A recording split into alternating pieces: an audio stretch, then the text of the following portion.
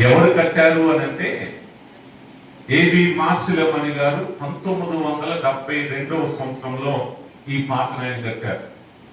ఆ పాటలో ఒక వచనం ఉంటుంది, రాత్రంతయు శ్రమ పడినా రాలేదు. రైట్, రాత్రంతా శ్రమ పడ్డాడు, ఏమాత్రం ప్రయోజనం లేదు.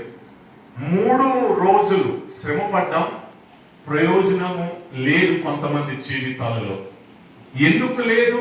రాత్రంతా ప్రయాసపడ్డాడు,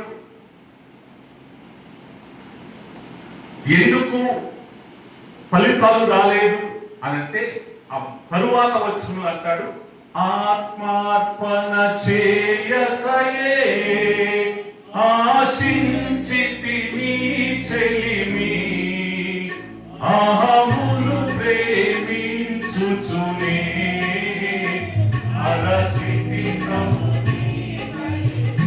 ఎందుకు ఫలితాలు రావటలేదు, ఎందుకు దీవెనలు కలుగుటలేదు అని అంటే ఆత్మ మన యొక్క దేవునికి మనల్ని మనము సజీవ యాగముగా సమర్పించుకోలేనందువలన.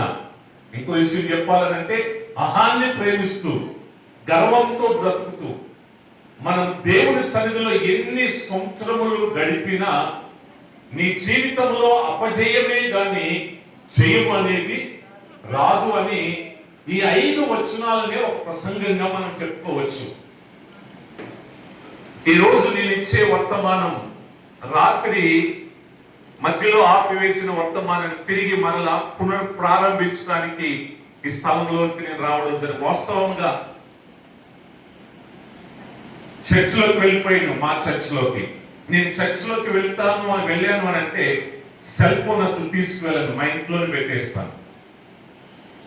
ఎందుకో పాస్టర్గా తీసుకొచ్చారు ఫోన్. తీసుకురాగానే ఒక 10 నిమిషాల తరువాత రింగ్ అయింది. ఆగిపోదాం అనుకున్నాను. ఒకవేళ అమ్మగారు కనుక సెల్ ఫోన్ తీసుకురాకపోతే మీ మధ్యలోకి వచ్చేవాడిని కాదు. అంటే మా పాస్టర్ గారిని ప్రేరేపించి సెల్ ఫోన్ తీసుకొచ్చారు అని అంటే ఇక్కడ రావడానికి దేవుని ఏర్పాటు ఉన్నది అని. రెండవది ఏంటంటే మేము అక్కడ ఉండగా వర్షం కనుక కురిసి ఉంటే మేము వచ్చేవారం కాదు. మేము వచ్చిన తర్వాత వర్షం వచ్చింది, దేవుడు ఇక్కడికి రావాలని ఆ వర్షాన్ని వచ్చేంత వరకు కూడా ఆపాడు. ఏదో దేవుడు ఈరోజు మీతో మాట్లాడాలని ప్రభు నన్ను ఈ స్థలంలోకి తీసుకొచ్చారని నేను తలస్తూ ఉన్నాను.